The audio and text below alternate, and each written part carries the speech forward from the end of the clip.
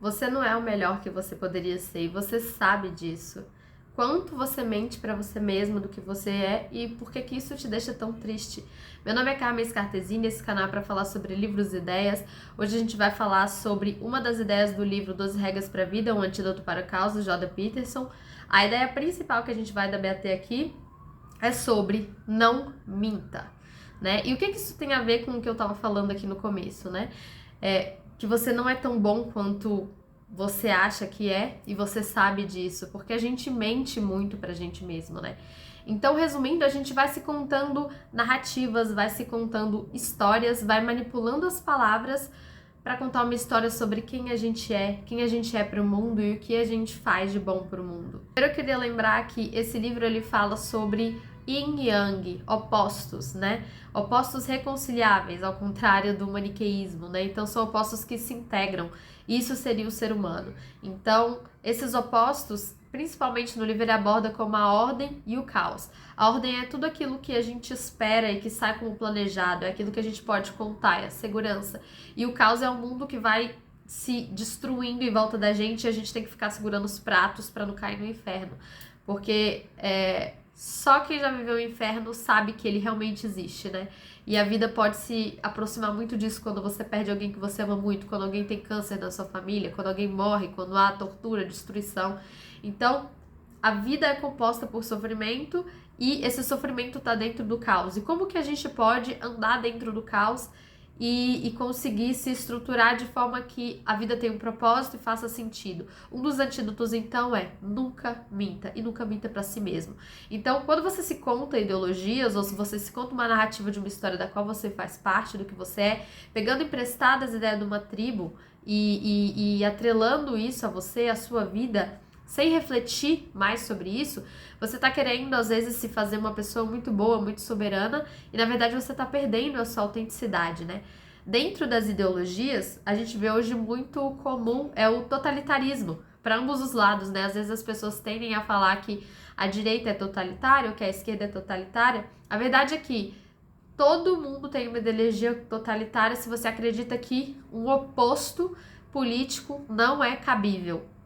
Hoje a gente vê isso muito no Brasil, né? Eu já comentei isso nos outros vídeos.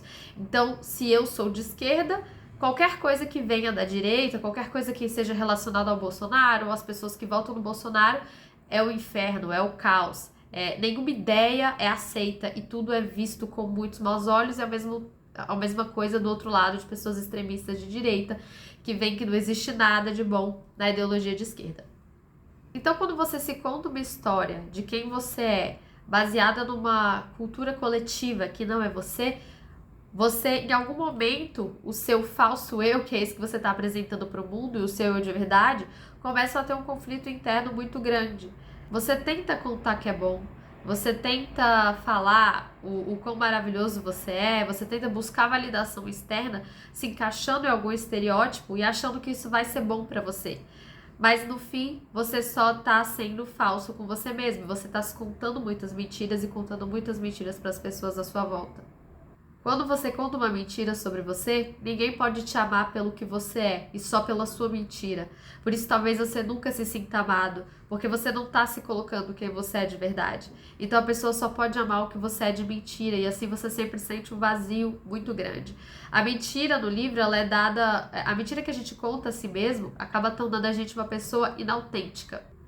Então, uma pessoa inautêntica é aquela que é apaixonada pelo seu próprio brilhantismo, é apaixonada por si mesmo. E a pessoa autêntica seria aquela que sabe o que há o que buscar, que há algo novo e diferente, que ela pode agregar ao mundo além de algo que já foi pré-estabelecido. Você não consegue se encaixar em tudo que foi pré-estabelecido. E se você está se encaixando, provavelmente você é só mais um. E é por isso que as pessoas tendem a falar de massa, né? São as pessoas que estão organizadas de um jeito em que todas são iguais e todas pensam iguais. Isso gera um senso de pertencimento, mas acaba tornando as pessoas uniformes e sem ideias autênticas. Quando você é inautêntico, você é totalitário. Então, a corrupção do Estado, ela só é uma projeção da corrupção da sua própria alma, das suas faltas, da sua falta de autenticidade.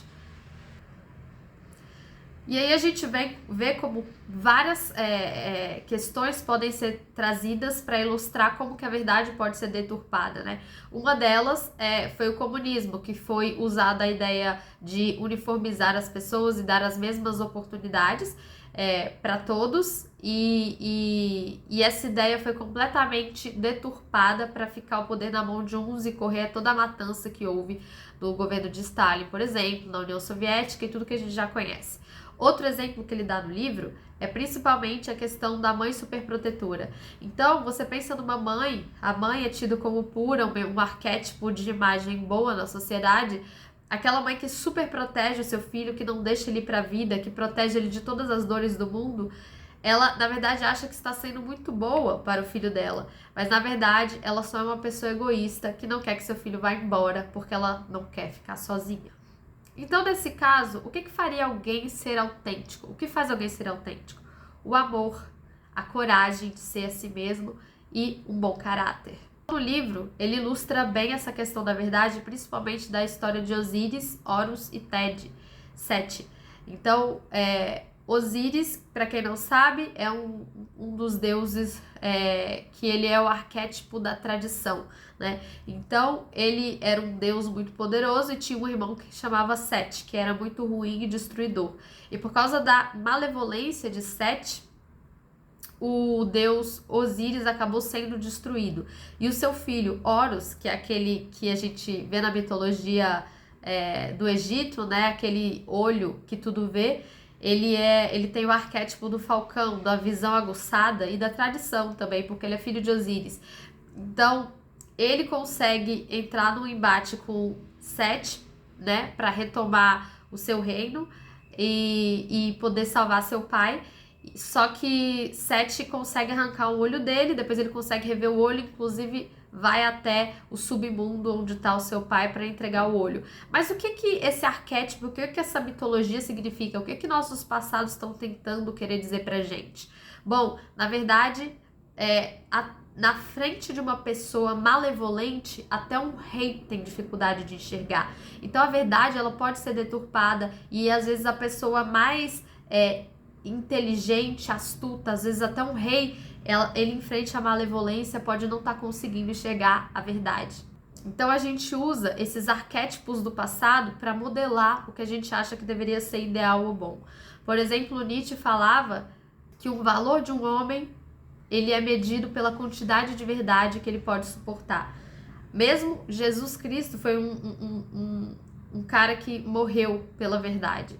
Então, todos esses arquétipos e todas essas pessoas, esses símbolos de heróis que mostram pra gente, modelam a gente, o ser humano que a gente deveria ser. Então, a gente pode buscar, sim, na tradição e na cultura, o que é a verdade, né? E aí ele coloca um ponto muito interessante no livro, porque a gente está falando de uma cultura viva, porque o passado ele é morto e às vezes a gente fica com essa ideia de que há algo muito conservador em buscar uma ideia anterior, e de fato há uma tradição e uma cultura que elas podem ser louvadas, mas sempre à luz do que a gente está trazendo hoje para o mundo de contribuição.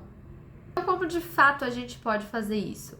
Primeiro, estabeleça ambições, mas as suas ambições elas têm que estar atreladas, principalmente para elas funcionarem, para você não mentir, para você falar a verdade, para você ser a pessoa com mais propósito que você puder, estabelecida em cima de valores. Então, por exemplo, a sua ambição pode ser um homem que não mente, ser um homem que fala a verdade acima de tudo. Segundo, preste atenção no que você fala, porque se você falar alguma coisa que vai contra o que você acredita no seu íntimo, o seu organismo ele vai te avisar, você vai sentir um desconforto e você vai saber que você não está sendo o mais autêntico possível que você poderia estar sendo. Fique atento a você mesmo e aos seus sinais. Terceiro, procure Deus. E aqui eu tô falando no Deus no sentido mais arquetípico de Deus.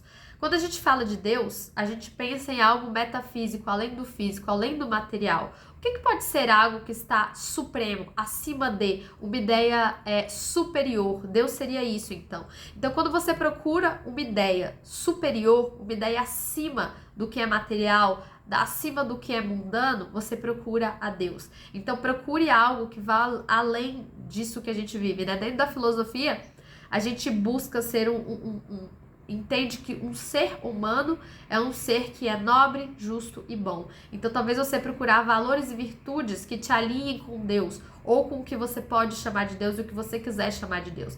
Porque Jordan, ele coloca principalmente que ninguém é ateu, porque ninguém vive sem algo que é superior a si mesmo, superior ao físico.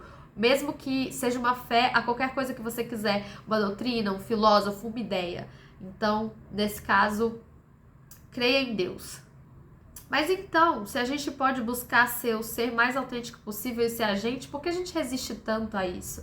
A gente tem medo da solidão, a gente tem medo da falta de pertencimento e a gente tem medo de assumir as responsabilidades que vêm por ser autêntico. Se eu não pego uma ideia de um grupo maior, se eu não pego ideias emprestadas e eu tenho que conviver com a minha ideia do que eu estou colocando no mundo, existe uma responsabilidade sobre isso. Então a gente precisa abraçar o fardo dos nossos erros. E assim a gente se torna uma pessoa mais autêntica. Quando a gente falou em ambições, lembre dos seus objetivos, mas não se esqueça que eles têm que estar atrelados a meta-objetivos. Então, o que seria isso? Se você tem um objetivo, sei lá, de crescer profissionalmente, por exemplo, isso deve estar atrelado a um meta-objetivo, por exemplo, de só falar a verdade para crescer profissionalmente. Resumindo, quando a gente tem uma ideia totalitária, quando a gente está mentindo para si mesmo, a gente está se desintegrando. Porque a gente não pode ser integral e uno com aquilo que habita a gente se a gente não é autêntico. E a gente pensa junto com a manada. E a gente concorda com tudo que o outro que é do meu partido falou. E tudo que não é, a pessoa que não é do meu partido, não é da minha ideologia, falou é errado. As pessoas totalitárias não acreditam em ideias opostas e não acreditam que isso possa ser saudável. Principalmente para elas não precisarem pegar responsabilidade por aquilo que é autêntico e estar protegida pelo grupo dela. Acontece que essa desintegração é que te leva ao inferno, né? O inferno arquetípico, o inferno real. Como eu falei, só quem fala que inferno não existe é porque não viveu o inferno. E se você tá nesse mundo e você não viveu o inferno, provavelmente você ainda vai viver, porque o mundo é assim, faz parte, né? O mundo é sofrimento, o mundo também tem dor. Então, resumindo, se a sua vida não é como ela poderia ser, experimente dizer a verdade. Se você só se prende a uma ideologia ou se remói no niilismo, na falta de sentido da vida, experimente dizer a verdade. Se você se sente fraco, rejeitado, desesperado, ressentido, experimente dizer a verdade. No paraíso, todos dizem a verdade. Diga a verdade, ou pelo menos não minta. Esse foi um dos capítulos das 12 regras para a vida, um antídoto para o caos. Eu super recomendo o livro, ele tem então mais outros 11 capítulos falando sobre outras ideias de como você deve se portar no mundo para ter uma vida mais cheia de propósito, para conseguir aguentar a carga do mundo. O Peterson, ele sempre fala que ele não acredita nessa ideia direta de ser mais feliz ou de buscar a felicidade, porque o mundo é duro e a gente precisaria pegar a responsabilidade nessa dureza, nessa monstruosidade, nessa dificuldade, nesse ressentimento, em tudo isso que a gente sente e se colocar no mundo de uma forma íntegra, e é assim que a gente vai conseguir passar pelo mundo. O único antídoto para o caos que tem é ser verdadeiro, é ser amoroso, é ser corajoso, né? O amor, ele talvez, não existe amor sem verdade. Então, e o amor seria talvez o maior antídoto para todo o caos que existe no mundo. E é isso, espero que vocês tenham gostado. Até o próximo livro.